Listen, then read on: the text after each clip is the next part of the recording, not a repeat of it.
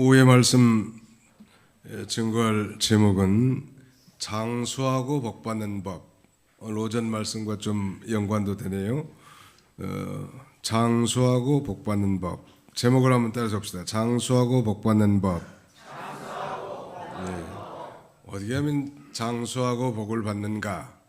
오래 사는 것만 있고 반드시 좋은 건 아니라고 생각이 되는데, 왜냐하면 예수님은 아주 짧고 굵게 사셨죠. 그래서 그 장수라는 말은 우린 이미 예수님을 믿음으로 영생을 얻은 자 되었고, 또 이 세상의 사업이나 직장 생활이나 뭐 학업도 마찬가지고 중도에 실패하지 않고 오래 지속하도록 성공되도록 해준다는 말.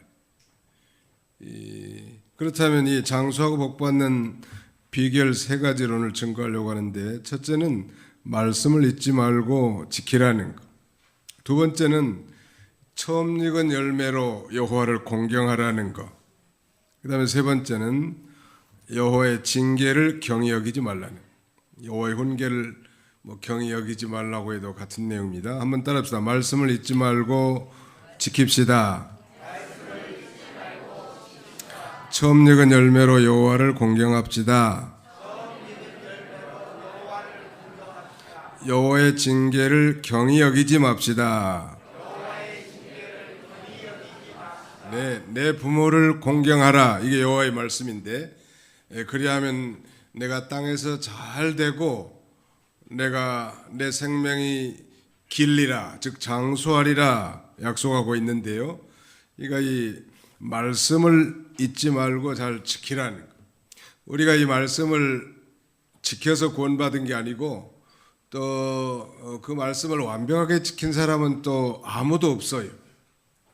그럼에도 불구하고 성경은 이 구원받은 신자들로 하여금 말씀을 지키라고 하는 것은, 이것은 이 하나님의 말씀이 우리 신앙과 행위에 대한 유일무이한 법칙이기 때문에 그 말씀을 잘 지키고 순종함으로 하나님이 약속된 모든 영육간의 축복을 누리게 해놨단 말. 그러니까 말씀을 지키는 것은 우리 구원의 문제하고 상관이 없고, 누구든지 말씀을 완벽하게 지킨 사람도 없거니와, 그럼에도 불구하고 하나님의 말씀을 지키라고 하는 것은 그 말씀을 잘 지키며 살면 하나님이 약속하신 모든 축복을 누리게 될 것을 가리키는 것입니다. 1절로 2절 한번 읽으시기 바랍니다. 1절로 2절. 1절. 내 아들아, 나의 법을 잊어버리지 말고 내 마음으로 나의 명령을 지키라. 그리하면 그것이 내가 장수하여 많은 해를 누리게 하며 평강을 더하게 하리라. 예, 이 성령님께서 이 솔로몬 왕을 통해서 지금 부모된 심정을 주셔서 마치 자녀에게 하나님의 말씀을 가르쳐 주고 있는데, 뭘 지금 잊어버리지 말라고 했습니까? 나의 법을 잊어버리지 말라는. 또 무엇을 지키라고 했습니까? 나의 명령을 지키라고. 거기를 절 보지 말고 성경을 한번 봐보세요. 뭘 잊어버리지 말아요? 나의 법을. 또 무엇을 지키라고 했어요? 나의 명령을. 나의 법, 나의 명령은 다 하나님의 말씀이죠. 그러니까 하나님의 말씀을 잊지 말고 잘 지키라는 것. 잊어버리면 어떻게 될까요? 하나님 말씀을 잊어버리면 우리가 이 육신의 죄악된 본성을 따라서 살게 되고, 욕심을 따라 살게 되고, 세상의 풍조를 따라 살게 되고, 또 그래서 마귀의 시험에 빠져서 범죄하기 쉽단 말. 그래서 아무튼 이 신약 시대에 구원받은 성도들은 이 말씀과 성령, 즉 성령은 말씀의 영이란 말이에요. 성령은 진리의 영이 진리 가운데로 인도하는 영이기 때문에 말씀과 성령의 인도를 잘 받는 게 중요하고, 말씀과 성령으로 우리가 거룩해진다고 하지 않았습니까? 그런데 이제 우리 그 인간들이, 원래 하나님께서 우리 인간을 만드신 이 목적은 영혼 있게 지어서 하나님과 교통하며 이 축복의 삶을 살게 해놨는데, 우리가 잘 아는 대로 아담이 범죄함으로 그 영이 하나님과 단절돼 버렸단 말이에요. 시커매졌어요. 하나님과 관계가 단절되니까 보통 이제 사람들이 하나님을 중심에 모시도록, 그래서 이 말하자면 그런 게 싫어하는 생각이 든단 말이에요. 본성적으로 그러니까 인간은 하나님을 자기 마음의 중심에 두기를 싫어하는 존재로 전락하고 만 거예요. 그래서 사람들은 하나님께 순종하는 신앙을 마치 어떤 종교적인 구속이라든지 올무에 갇히는 것으로 간주하는 것입니다. 교회 다니면 너무 얽매이지 않습니까? 심지어는 교회 다닌 사람들도 적당하게 교회 나가야지 이렇게 너무 빠지면 안 된다고. 근데 그게 사실은 성령의 음성은 아니고 무슨 음성이에요? 마귀의 음성인 거예요. 사실은 신앙생활은 좀 속된 말로 하면은 미쳐야 돼. 미치면 미치고 안 미치면 못 미친다. 못 미치면 안 미친다. 한번 해봅시다. 시작. 미치면 미치고 안 미치면 못 미친다. 뭔 소리예요? 사실은 세상 사람들이 볼 때는 저것들 정신이 좀 이상하다. 크리스찬들 보고 그래야 정상이거든요. 근데 또 그렇게 살아야 이 신앙생활이라는 것은 이 편하고 쉽고 그 다음에는 능력 있고 기쁨이 충만하단 말이에요. 근데 이건 뭐 믿는 사람 같은데 까멜리온처럼 밖에 나가면 전혀 안 믿는 사람이 행동하고 교회 나가면 좀 거룩한 것 같고 이런 이중생활은 그야말로 피곤한 인생이에요. 그래서 기도를 그렇게 하세요. 주여 미치도록 해 주옵소서. 하나님을 섬기는 일에 정말 푹 젖어서 하루하루 사는 거예요. 하루. 여러분 적어도 우리가 주일날은 그래도 하나님 앞에 나 예배드린 날이기 때문에 조금 마음의 자세가 다르고 새벽부터 이 1부, 2부 또 오후 예배를 거치면서 종일 있는 동안에 우리가 죄 짓지 않잖아요. 담배 피고 술 마신 사람 제가 못 봤거든, 교회에서. 근데 평일날은 그렇게 살지 못한다면 그게 좀 수상한 거 아니에요?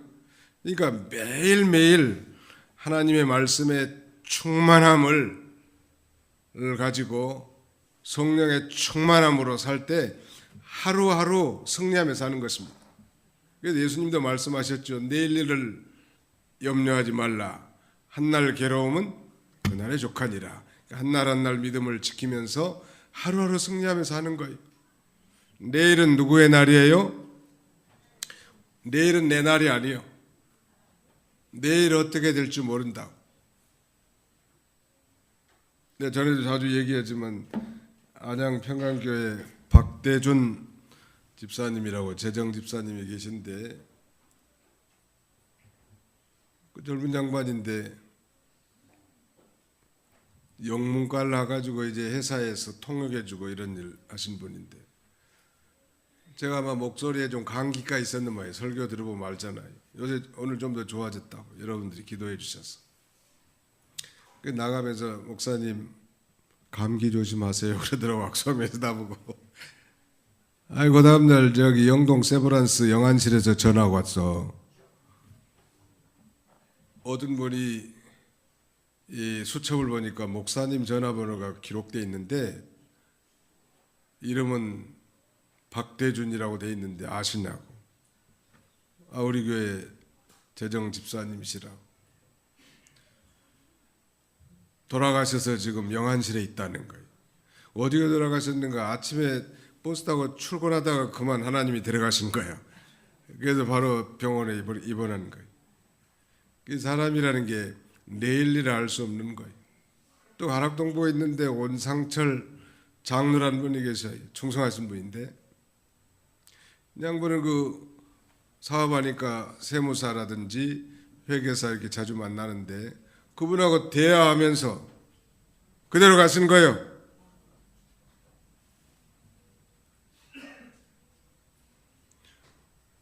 한강교회는 그 이병기 목사님이 구역장 모임을 했는데 어떤 권찰님을 불러도 대답이 없더래. 근데 그 기도하는 시간에 천당 가버렸죠. 그 양반이. 구역장 모임 때. 구역장 모임 때 조심하라고. 아무튼 말씀드리고자 하는 요지는 하루하루 우리 학생들 같으면 오늘 최선을 다해서 공부하고 또 성경도 읽고 그리고 뭐 내일 뭐 시험을 잘 쳐야 될까 말아야 될까 고민할 필요가 없다고. 그저 최선을 다하고 하나님 앞에 기도하고 그렇게 나가는 거라. 앞으로 있을 일을 뭐 끄집어 당겨가지고 근심하고 걱정하고 염려하는 것은 그건 믿음이 아니에요. 이 말씀을 늘 그래서 묵상하는 자가 복이 있고요. 말씀 충만은 곧 성령 충만이에요. 늘 말씀을 이 묵상하고 충만한 가운데 살 때 우리는 모든 환경을 다 이겨나갈 수 있단 말이에요. 그래서 이 하나님을 떠난 인간들은 하나님을 순종하는 신앙이 마치 그렇게 종교적 구속 내지는 올무에 갇힌 것으로 간주하지만 우리로 하여금 하나님 말씀을 순종하라고 하는 건 사람의 이 진정한 존재 가치, 삶의 목적을 찾게 해주고 올바른 삶의 길을 제시해주고 또 보다 깊고 넓게 인생과 세계를 이해하고 하나님의 섭리에 참여하게 하기 위한 것입니다. 그 중요한 거예요. 이 말씀을 잊지 말고 지키라는 거. 거기 한번 읽어보실래요? 열왕기상 3장 14절 앞으로 넘어가 보세요. 왕상 3장 14절. 솔로몬이 실제 솔로몬에게 주신 말씀이 하나님께서 열왕기상 3장 14절. 3장 14절 내가 만일 내 아버지 다윗이 행함같이 내 길로 해가며 내 법도와 명령을 지키면 내가 또 내 날을 길게 하리라. 예. 내 자와 네 자를 잘 구분을 못 하시는데 내가 만일 내 아버지 다윗이 행함같이 내 길로 행하며 내 법도와 명령을 지키면 내가 또 내 날을 길게 하리라. 네라고 해서 니라고 하지 말라고. 분명히 성경에는 네 자라고 되어 있는데 어떤 사람은 무식하게 니 자라고 말하는데 니 자라고 안 해도 다 알아먹을 거니까 성경에 있는 대로 해야 돼. 여기 그러지 않았습니까? 여호와 하나님께서 지금 솔로몬 1000번째 드리고 난 다음에 하나님 앞에 기도했는데 네가 뭘 원하느냐?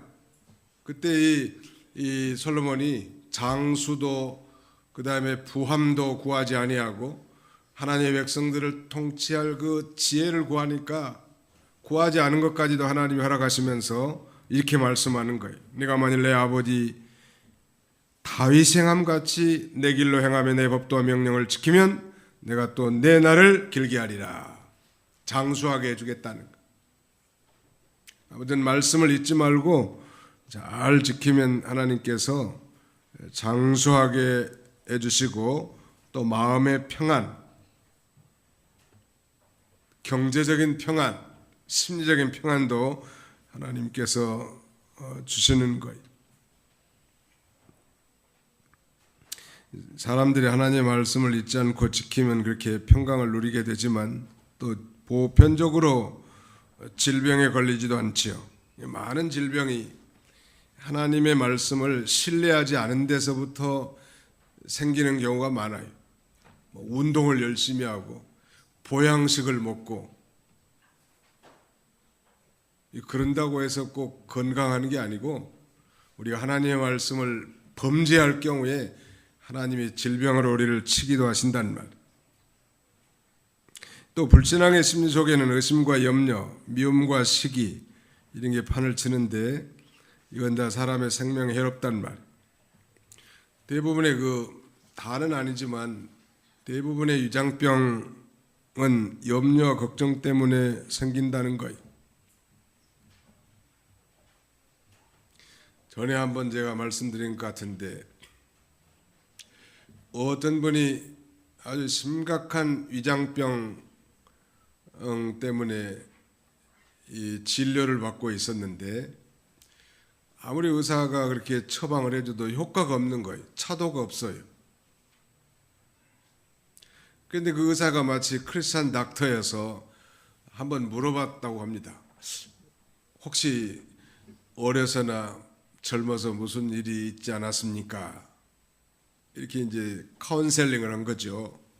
그러니까 의사 선생님, 사실은 제가 초등학교 다닐 때 우리 할아버지하고 옆집 할아버지하고 무슨 일 때문에 다퉜는데 그 할아버지가 우리 할아버지를 밀어뜨린 바람에 그만 땅에 쓰러져 죽었습니다. 그때 나는 결심하기를 내가 공부를 많이 해서 판사가 돼가지고 아주 혹독하게 이 복수를 하기 위해서 이렇게 공부를 많이 해가지고 내가 지금 판사가 됐다고. 그때 이 크리스찬 의사가 뭐라고 말하는가 하면 판사님의 이 위장병이 낫기를 원하신다면 그 마음에 품은 그 원수인 옛날 그 할아버지에 대한 복수심을 버리고 용서해야 됩니다. 그러더니 이 심리적 이유 때문에 병이 생기는 게 참 많은데요. 사람을 미워하면 병 생길 수 있다. 그러니까 용서가 안 되는데 목사님들은 강대상에서 자꾸 원수도 용서해야 된다고 말을 하잖아요. 아니 목사님, 용서가 돼야 용서를 하지 용서할 수 없는 사람을 어떻게 용서하라고 합니까? 용서가 안 되는데. 그렇게 아주 합리적으로 따진 분들이 계신데요. 그래서 성경은 따지지 말고 용서하라고 했으니까 용서하면 되는 거예요. 근데 놀라운 일은 용서가 안 되는데도 용서하니까 용서가 되더라는 거예요. 이해가 되시나요? 한번 더 해보세요. 용서가 안 돼도 용서하면 용서가 됩니다. 그러니까 무조건 용서해 주는 거예요. 용서가 안 돼. 도대체 분노를 품고 아주 복수심에 날마다 칼을 갈고 있는 그런 심정이라도 예수님이 용서하라고 했으니까 그 말에 그냥 순종해서 용서하면 용서가 된다는 말이에요. 용서가 되니까 내 마음이 편안하게 되고 마음이 평안하니까 육체도 강건함을 가질 수 있는 것입니다. 어떤 성도님은 말하기를 나는 하나님의 말씀을 지킴으로 불면증을 이깁니다. 그랬는데요. 어떨 때 잠이 오지 않아서 일을 쓰다가 침상에 앉아서 기도한다고 합니다. 주님, 나는 하나님 외에 다른 걸 너무 중요시해서 그것을 너무 생각하느라고 잠을 이루지 못합니다. 하나님보다 다른 것을 더 사모하였으니 이는 우상을 섬긴 죄를 범했습니다. 용서하여 주옵소서. 이제부터는 하나님 한 분으로 하나님 제일주의로 살겠습니다. 이렇게 기도하고 나면 다시 잠이 온다는 거예요. 그러니까 하나님 한 분만 모시면 대성공인데 하나님의 온갖 여러 가지들을 추구하다가 거기에 그냥 마음이 다 빼앗기고 잠 못 이루는 거예요. 하나님 한 분 모시는 게 건강의 비결도 되고 장수의 비결도 된다는 것. 아무튼 성경은 성경적 이 건강 비결은 이 하나님의 말씀을 잊지 말고 잘 지키고 하나님을 경외하는 거예요. 아이들도 이 부모님이나 선생님 말씀을 잘 순종하고 인도를 잘 받으면 실패하지 않죠. 부모 공경하면 왜 실패하지 않나요? 왜 장수하나요? 그 이유는 부모나 선생님은 일찍부터 이 삶의 실패와 성공을 다 경험해보고 그런 경험적 지식이 있기 때문에 그분들의 말에 순종하면 말하자면 이 지혜를 얻게 되는 것입니다.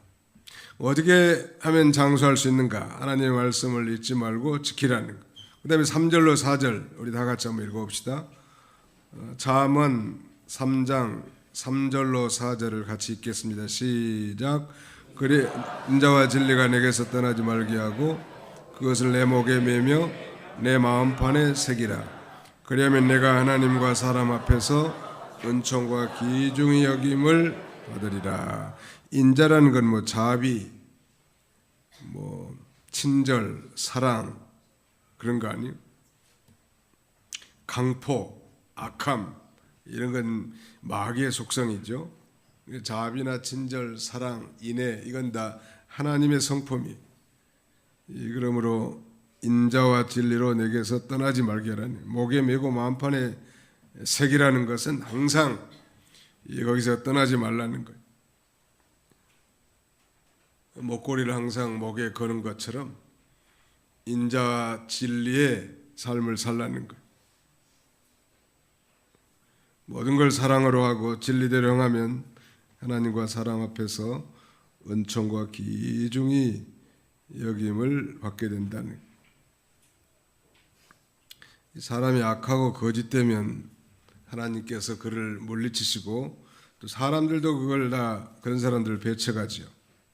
사람이 인자하고 진실하면 하나님께서 그를 축복하시고 사랑하십니다.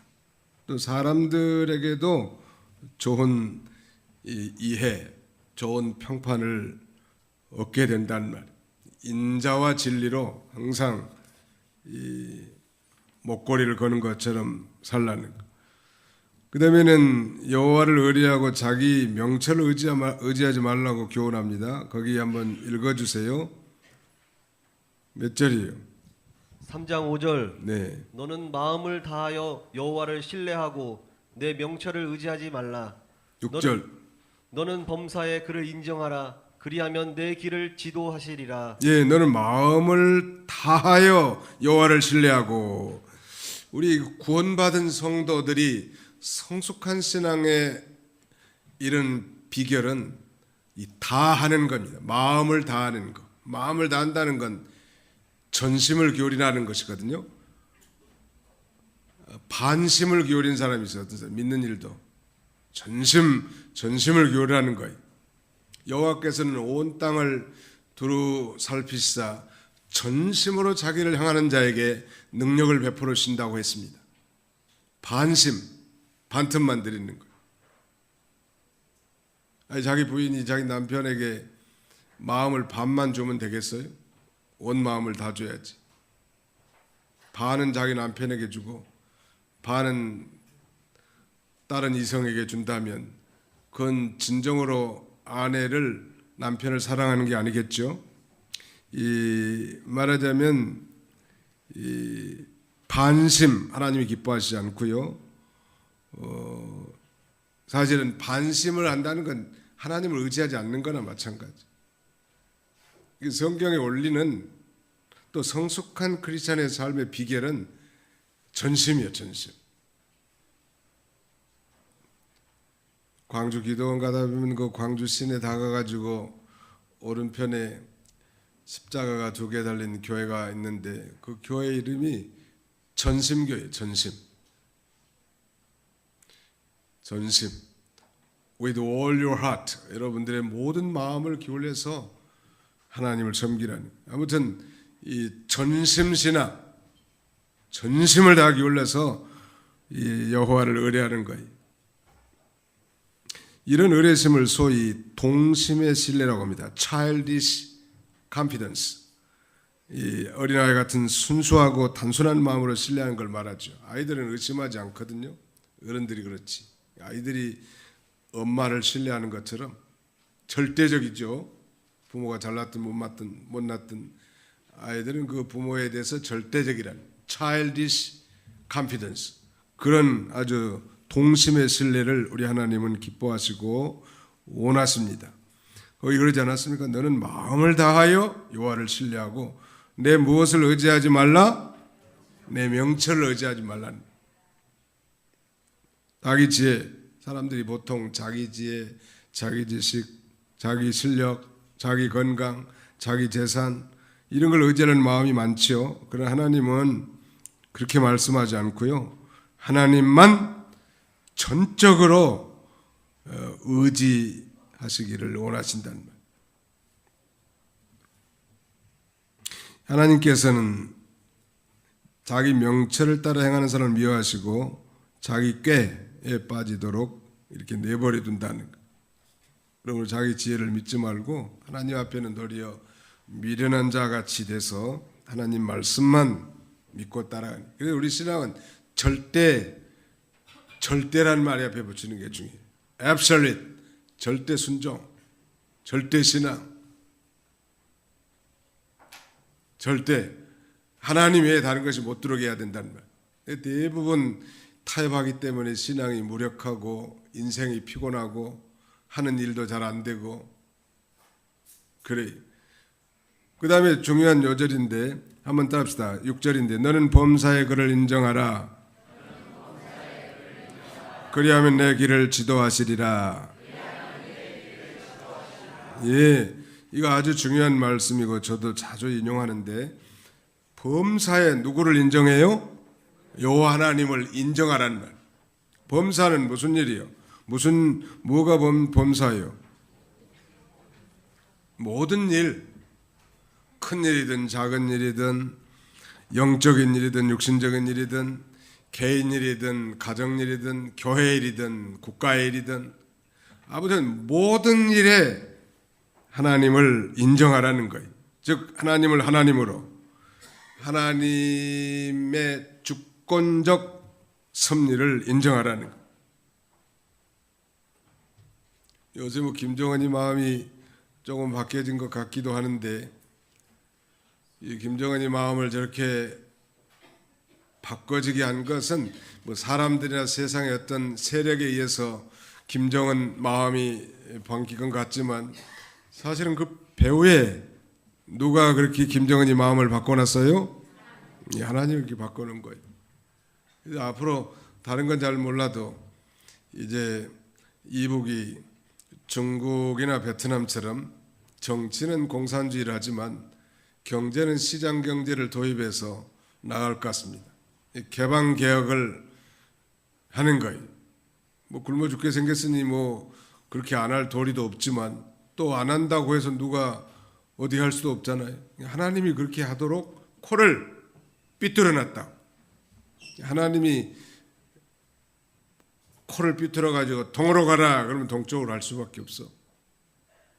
앞으로 그래서 여기 파주의 제2개성공단 같은 지금 개성공단에 뭐 여러 배 되는 한 6, 7배 되는 이 개성공단 제2개성공단을 만들고 자본과 기술은 남쪽 걸 쓰고 노동력은 북한 근로자를 쓰면 아마 경쟁력도 있고 괜찮을 것 같아요. 남북한 인구가 대략 약 8천만 된다고 하는데 1억 정도가 되면 말하자면 내수 시장도 활성화가 돼가지고 수출 그렇게 많이 안 해도 먹고 살 수 있다는.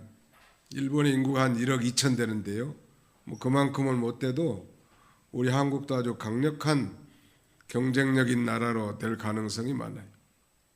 이거 다 우리 믿음의 선배들이 기도 많이 했고 바라고 소망한 일이에요. 뭐 그렇다고 뭐 막연한 낙관주의는 금물이에요. 우리가 기도하고 하나님이 하시는 일은 참 하나님은 열면 닫을 자가 없고 닫으면 열 자가 없어. 다윗의 열쇠를 가지신 분이 하나님이 열어놓으면 꼼짝 못한다. 누가 뭐 김정은이가 스스로 자기 발로 걸어와가지고 뭐 회담을 하고 뭐 트럼프를 만날 것을 1년 전에 누가 생각했겠어요? 하나님이 이제 예수님이 재림하실 때는 평안하다 안정하다 그런 시대가 될 것 같아요. 전 세계가. 그러다가 호련히 갑자기 예수님이 이제 재림하게 될 것인데요. 이제 점점 그런 과정을 거치게 될 것 같고 또 이 북한의 지하 교인들 노동 교화소에 수용되어 있는 사람들에게도 저들의 이 정말 피눈물 나는 기도가 조금 응답이 된 거죠. 말하자면 제가 지금 설명하고 있는 것은 너는 범사의 그를 인정하라. 그리하면 내 길을 지도하시리라. 이게 하나님의 주권적 섭리를 믿는 신앙이에요. 무슨 일을 하든지 하나님이 하셨습니다. 하나님이 다 하셨습니다. 하나님이 하시면 됩니다. 하나님이 이 일에도 하나님이 간섭하시면 될 줄로 믿습니다. 오늘 안 되면 내일 되게 할 줄 알고, 내일 안 되면 다음 날, 다음 날에는 다음 주, 다음 주 아니면 다음 달, 다음 달 아니면 다음 해, 다음해 아니면 10년 후에, 10년 아니면 20년 후에 하나님의 뜻은 반드시 이루어질 거니까. 반드시는 몇 프로예요? 반드시는 몇 퍼센트? 100%라는. 하나님의 뜻은 성경에 약속된 말씀이나 하나님의 명명백백한 뜻은 100% 성취되는 거예요. 다만 그 시간표는 하나님의 주권에 달려 있습니다. 하나님이 그 적당한 시간에 허락하시는 거예요. 얼마나 감사해요.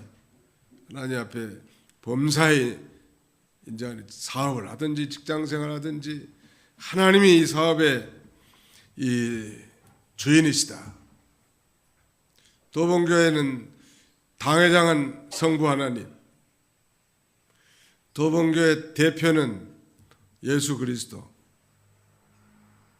그 다음에 도봉교회 목사는 성령 하나님, 최익은 목사는 심부름꾼.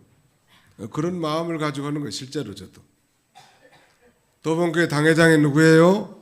하나님, 성부 하나님입니다. 하나님이 다 하시는 거예요.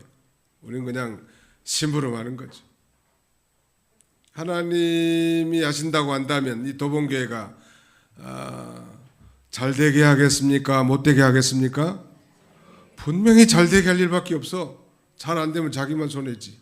하나님만 손해라는 말이에요. 문제는 우리가 심부름을 잘 못하고 게으르고 충성하지 못하니까 일이 잘 안 되는 거지. 하나님의 일은 하나님이 하신 줄 알고 하나님이 뭘 원하시는지 잘 귀 기울여서 순종할 따름이란. 도봉교회 대표는 교회 머리니까 예수님이요. 도봉교회 목사는 감독은 누구예요? 성령님이란. 성령께서 우리 목사들을 목사, 감독으로 세우셨기 때문에 진짜 목자는 성령님. 우리 사업한 사람도 그렇게 생각해.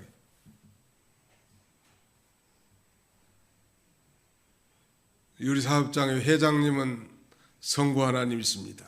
대표는 예수님이십니다. 사장은 성령님이십니다. 나는 매니저입니다. 매니저.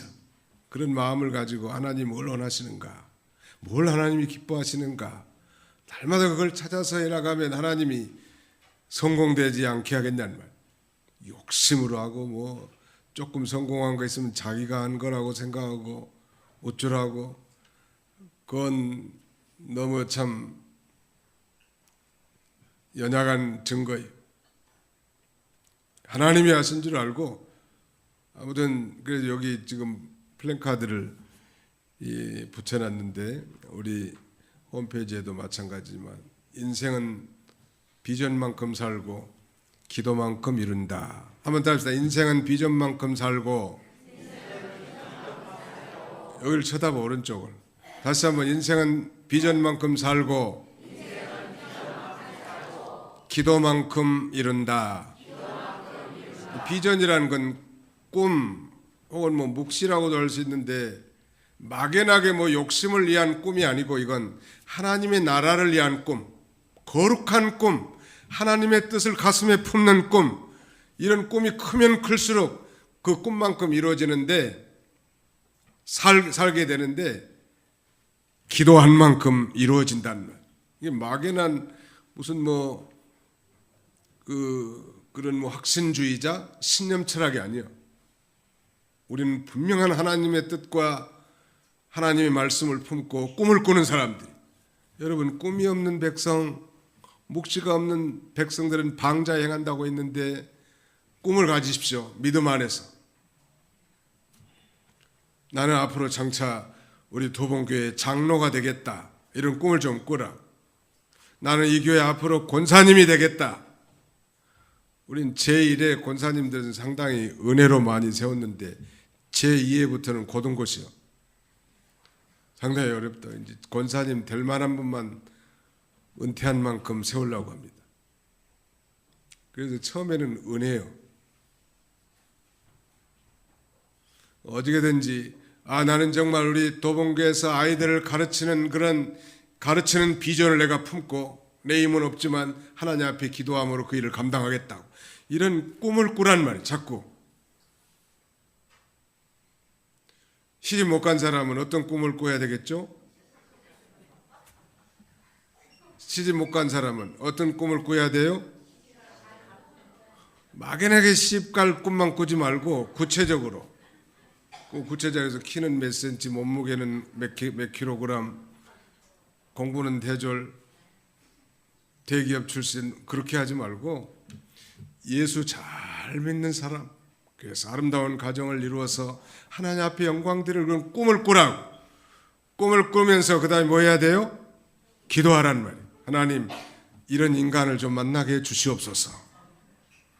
기도는 언제나 행동을 동반한다고 했으니까 그러면 혼자 있지 말고 남자들 있는데 가. 화장도 진하게 하고 그래서 대화도 좀 하라고.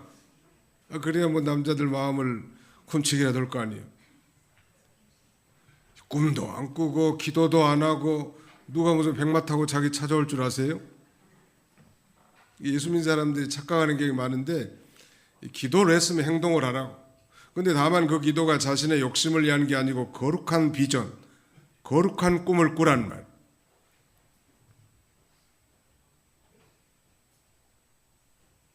어떤 자매님이 어려서 이 화상을 입었더라고. 화상을 입었는데 그 어머니가 주전자에다 묶었는데 그냥 걸이 넘어져가지고 얼굴이 말이 아니야. 다른 말로 하면 괴물같이 생겼어. 그런데 자살을 몇 번이나 시도하도 실패했고 하나님이 허락하지 않은 바에 그래도 공부해가지고 나중에 예수를 믿고 구원을 얻은 거예요. 그래가지고 지금 뭐 예인 디자이너 사장이래요. 그 사람이.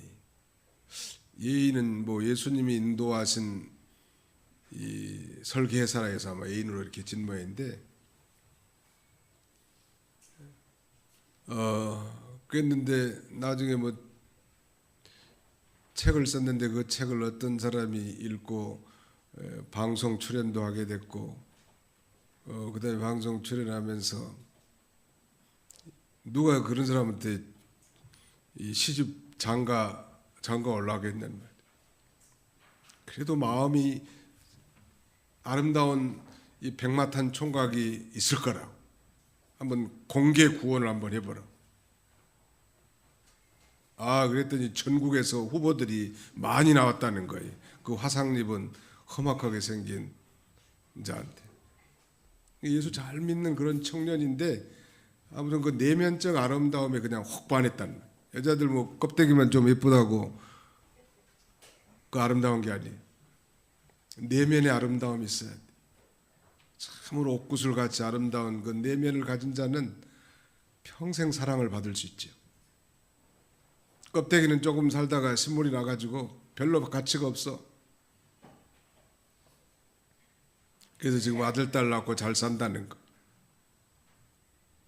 그런 사람들 시집 가는데 왜 내가 시집 못 가? 꿈을 꾸라고. 그 다음에 하나님 앞에 기도해요. 부모도 기도하고 조부모도 기도하고 이걸 위해서. 시집을 가야 무슨 생육하고 번성하고 하나님 명령을 실천할 거 아니에요. 시집 안 가겠다면 그러면 그건 하나님 명령을 위반한 거예요. 장가도 마찬가지. 아무튼 너는 범사의 그를 인정하라. 그래야 하면 내 길을 지도하시리라. 하나님 반드시 자기 짝을 다 예비해 놨는데 믿음으로 바라보지 않기 때문에 그걸 성취함을 인도함을 받지 못한다는. 아무튼 시간이 많이 갔습니다만 그 다음에 한 가지만 더 증거하고자 하는 것은 처음 익은 열매로 여호와를 공경하라는 9절로 10절 다 같이 한번 읽읍시다. 시작. 내 재물과 내 소산물의 처음 익은 열매로 여호와를 공경하라. 그리하면 내 창고가 가득히 차고 내 포도즙 틀에 새 포도즙이 넘치리라. 첫 열매를 바치는 것은 사실은 이 첫 열매는 전체를 대표하는 것이기 때문에 처음 열매로 하나님에 바친다는 건 사실 가장 좋은 것으로 하나님에 바친 거예요. 우리 11조도 마찬가지죠. 다 쓰고 남는 것으로 11조 한다고 한다면 남을 사람이 누가 어디 있어? 다 부족하지. 맨 먼저 하나님 앞에 드릴 건 잘 구별해서 10분의 1을 드리는데, 그것은 곧 나의 모든 소산물, 나의 모든 소득의 대표성이 있기 때문에 하나님이 10분의 1만 내도 전체를 자기에게 드린 것으로 인정해 준다는 거예요. 장수하고 복받는 법 두 번째는 바로 처음 익은 열매로 여호와를 공경하라는 거예요. 우리가 하나님 섬길 때 몸과 마음뿐만 아니라 우리의 재물로, 우리의 돈과 재산으로 하나님을 섬기라고 말씀하신 이유는 우리의 모든 것이 다 하나님의 소유이기 때문이죠. 그래서 구약시대나 신약시대나 하나님께서 그렇게 하나님 섬기는데 예물을 하나님 앞에 바치는 것은 필수적인 일이었고 성경이 그렇게 명령합니다. 빌립보 4장 18절에 보니까 하나님께 물질을 바치는 것은 향기로운 제물이고 하나님을 기쁘게 하는 것이라고 했고요. 우리가 이미 배운 대로 말라기 3장 10절 이하에 보면 하나님께서 11조를 바치는 자에게 창고가 가득 차게 해주시겠다고 약속하고 있습니다. 반면에 학개서 1장 4절 6절 보면 백성들이 성전을 짓는 데는 등한히하고 편백한 집에 살면서 황폐한 상태로 이 성전을 짓는데 이 14년 동안이나 이 방치해 뒀기 때문에 선지자 학개는 날카롭게 너희들이 물질적 궁핍함에 처한 것은 하나님께 대해서 바로하지 못했기 때문이라고. 또 말라기 선지자도 너희가 그렇게 저주를 받은 것은 11조 헌물을 도적질했기 때문이라고 날카롭게 책망하고 있습니다. 자, 이 장수하고 복받는 법은 첫째, 하나님의 말씀을 잊지 말고 잘 지키고, 그 다음에는 처음 익은 열매로 여호와를 공경하라는, 마지막 하나는 여호와의 징계를 경히 여기지 말라는. 여러분, 우리가 살다 보면 예수 믿는 사람인데도 때로 질병이나 때로 경제적 어려움이나 때로는 환경적 어려움이 올 때가 있죠.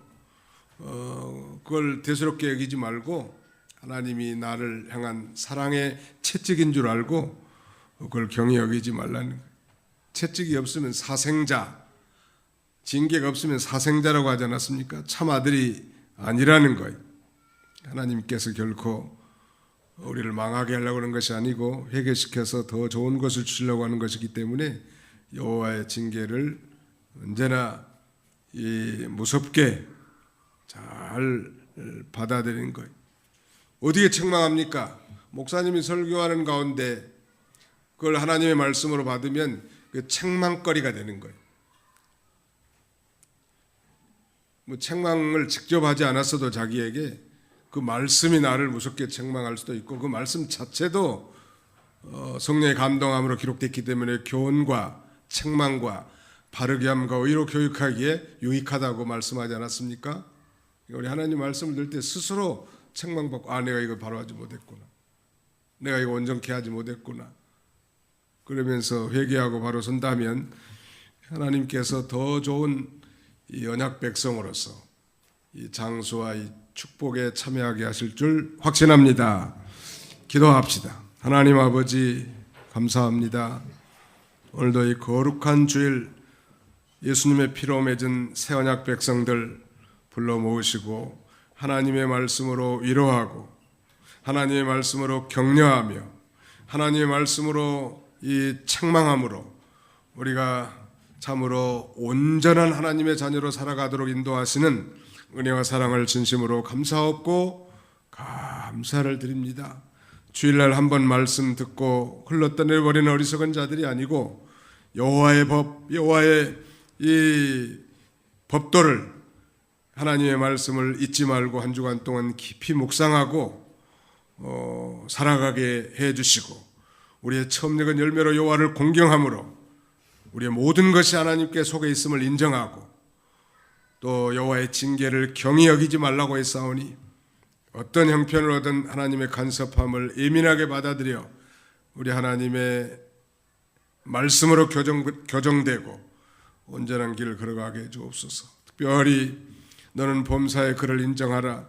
그러면 내 길을 지도하시리라 했사오니 아버지 하나님 모든 일에 하나님을 의뢰하고 자신의 명철을 의지하지 않도록 우리에게 말씀해 주신 그 말씀 마음판에 깊이 새겨서 하나님으로 기뻐하고 만족하며 날마다 승리의 삶을 살아가는 저희가 되게 하여 주시옵소서. 예수님의 이름으로 기도하옵나이다. 아멘.